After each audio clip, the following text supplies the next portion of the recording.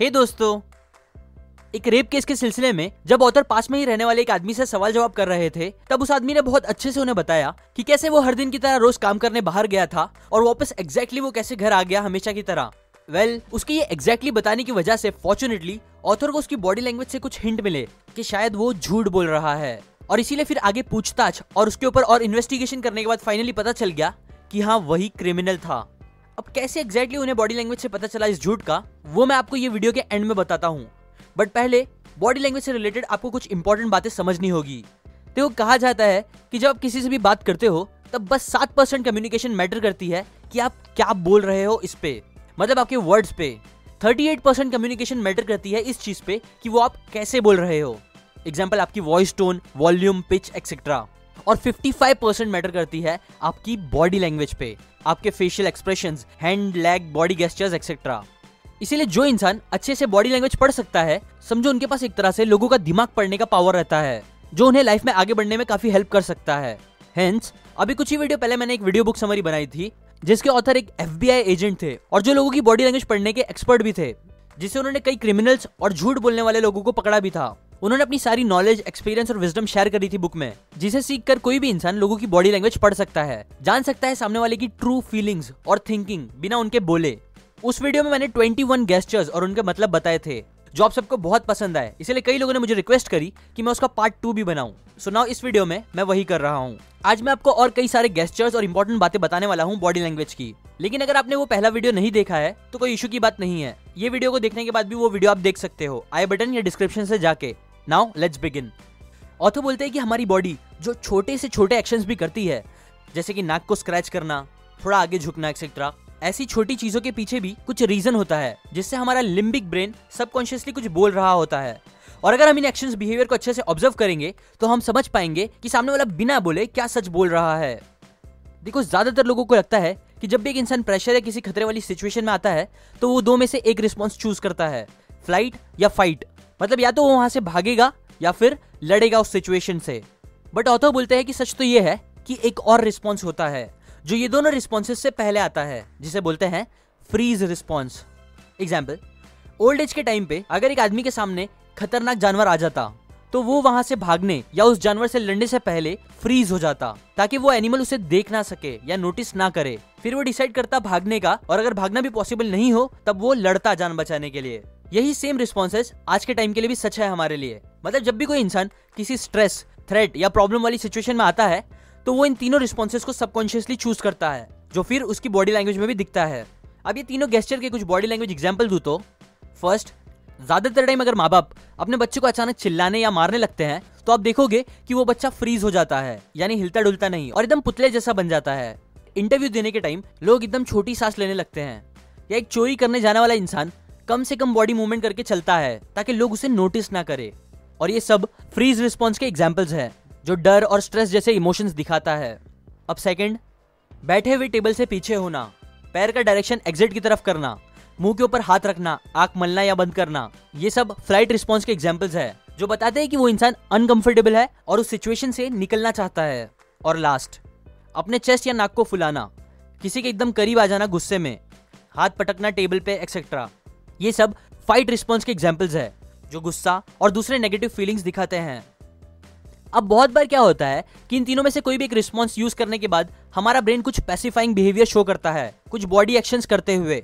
ना ये pacifying actions basically brain करता है ताकि हमें कंफर्टेबल फील हो और ब्रेन वापस नॉर्मल कंडीशन में आ सके। और इन्हीं बिहेवियर्स को नोटिस करके आप लोगों को पढ़ सकते हो कि कब सामने वाला नेगेटिव फील कर रहा है या किस बात पे नेगेटिव फील कर रहा है। कुछ एग्जाम्पल इन बिहेवियर क्या है, जैसे कि गर्दन हाथ से छुपाना, नेकलेस या टाई के साथ खेलना, उसे लूज करना, सही करना, माथा रब करना, मुंह फुगा के सांस छोड़ना, बैठे हुए अपने हाथ को पैर के ऊपर से लेके घुटने तक लेके जाना एक्सेट्रा। ये सब एक्शंस करके हमारे ब्रेन को रिलैक्स फील होता है जब वो स्ट्रेस में आने लगता है किसी रीजन की वजह से। सो इसीलिए ये सारी चीजें दिखाती है कि शायद सामने वाले को प्रेशर फील हो रहा है, शायद वो झूठ बोल रहा है, स्ट्रेस में है, या शायद वो बस ऐसे ही नॉर्मली कर रहा है। अगेन, जैसे कि मैंने पहले भी बोला है, आपको कॉन्टेक्स्ट और बेसलाइन पता होनी चाहिए जज करने से पहले। मतलब अगर एक इंसान को गर्मी लग रही है और वो उस वजह से टाई लूज कर रहा है तो इट्स नॉर्मल। बट अगर मौसम ठंडा है, एसी बहुत अच्छी चल रही है और फिर भी कोई इंसान इंटरव्यूअर का कोई आंसर देते वक्त ऐसा कर रहा है, तो शायद हो सकता है कि उसे उस क्वेश्चन के आंसर देने में स्ट्रेस फील हो रहा है, शायद वो कुछ छुपा रहा है, झूठ बोल रहा है, मे बी। नाउ अब मैं आपको लास्ट वीडियो की तरह ही बॉडी के अलग अलग पार्ट्स के गेस्चर्स और उनके मीनिंग बताता हूँ।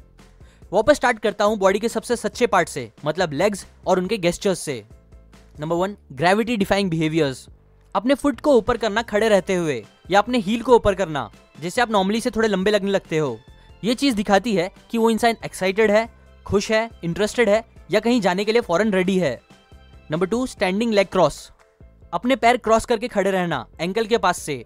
ये चीज दिखाती है कि वो इंसान काफी कंफर्टेबल फील कर रहा है और वो फ्रीज या फ्लाइट रिस्पॉन्स से काफी दूर है, क्योंकि उसका पूरा बॉडी वेट बस एक पैर पे है, जो भागने के लिए आइडियल पोजीशन नहीं होती।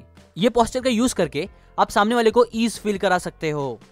Number 3, seated foot movement. बैठे हुए अपने शूज के साथ खेलना या उसे हिलाना। ये चीज कभी कभी इंडिकेट करती है कि सामने वाला शायद चाहता है कि कोई उसे नोटिस करे। Number 4, proximity. हर इंसान की थोड़ी पर्सनल स्पेस होती है जिसके अंदर वो बस उन लोगों को आने देता है जिसे वो पसंद करता है या ट्रस्ट करता है, और ऐसे ही हर कोई अलग अलग डिस्टेंस रखता है अलग अलग लोगों के साथ।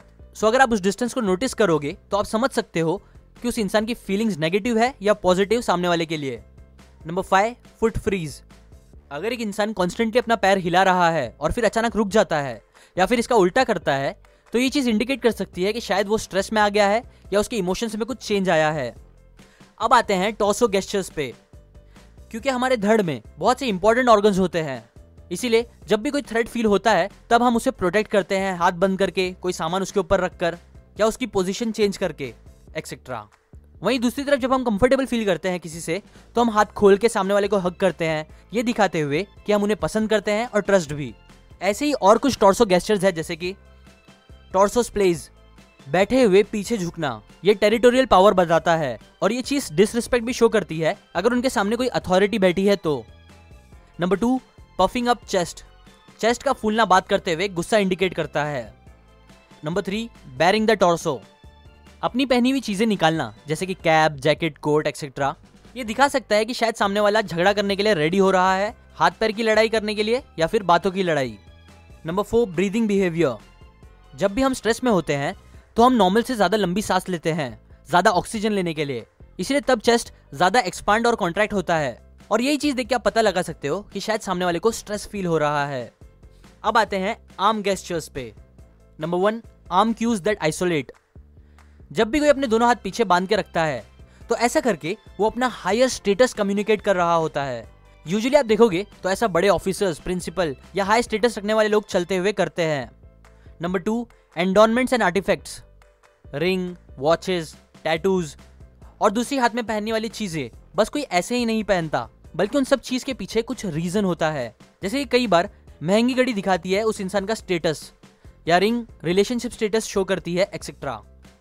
Number 3, arms of affection. Hug करना, किसी के हाथ को टच करना, अपने दोनों हाथ फैलाना, ये सब अफेक्शन का सिग्नल देते हैं। Number 4, offensive hand gestures.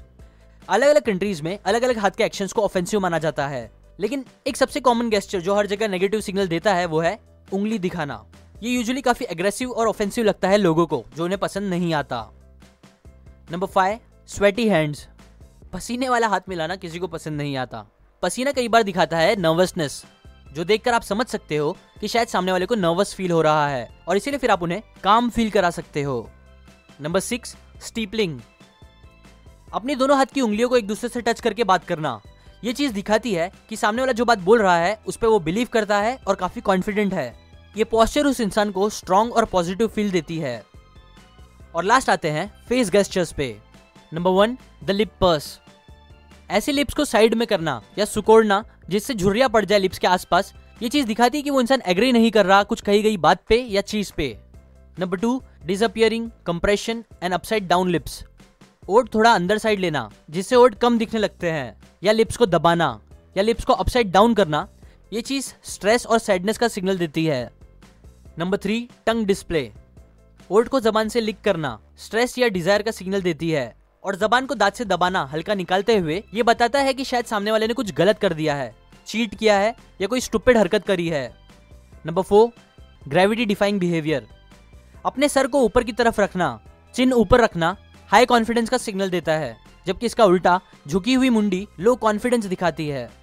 Last number 5, इनकॉन्ग्रुइटी। जब एक इंसान झूठ बोल रहा होता है तब कई बार उसकी बोली हुई बातें, उसकी स्टोरी और उसके एक्शंस मैच नहीं होते। एग्जाम्पल, नहीं जैसी मुंडी हिला के अगर एक इंसान बोल रहा है कि हाँ मैंने खाना खा लिया है, तो काफी चांस है कि वो झूठ बोल रहा है। अब स्टार्ट में बताए स्टोरी पे आओ तो ऑथर को अंदाजा हो गया था कि वो आदमी झूठ बोल रहा है, क्योंकि जब उसने बोला कि जब मैं काम करके फार्म से घर पे आ रहा था तब मैंने लेफ्ट लिया और सीधा घर पे आ गया, तब वो आदमी का हाथ लेफ्ट के बजाय राइट का सिग्नल दिखा रहा था। और बात ये थी कि राइट साइड में ही क्राइम हुआ था। प्लस ये बोलते टाइम उसने डिसअपियरिंग लिप्स और फुट फ्रीज का सिग्नल भी दिया था, और इसीलिए ही ऑथर को शक हुआ, जो कि सही में निकला। अप टू एंड ऐसे ही मैंने 21 गेस्चर्स और शेयर करे थे अपने पहले वीडियो में। जो आपने नहीं देखा तो आप आई बटन या डिस्क्रिप्शन से जाके देख लो। और ये सब मिला के भी कई सारे गेस्चर्स हैं जो मैं आपसे शेयर नहीं कर पाया हूँ इस बुक की। जिन सारे गेस्चर्स, नॉलेज और एक्सपीरियंस को अगर आप समझना चाहते हो तो आप इस बुक को खरीद के पढ़ के सीख सकते हो, जिसकी लिंक मैंने डिस्क्रिप्शन में दी है।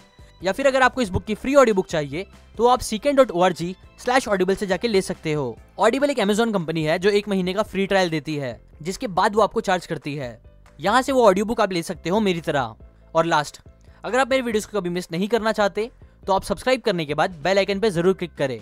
इससे जब भी मैं कोई न्यू वीडियो डालूंगा, जो मैं हर संडे को डालता हूँ, तब आपको उसका नोटिफिकेशन आ जाएगा, वरना नहीं आएगा और आप ऐसी काम की बातें मिस कर दोगे। लाइक करें अगर आपको ये बातें काम की लगी, कमेंट करके बताएं कि आपने कभी बॉडी लैंग्वेज से किसी का झूठ पकड़ा है। शेयर करें इस वीडियो को अपने फ्रेंड्स एंड फैमिली के साथ। And finally, thanks for watching.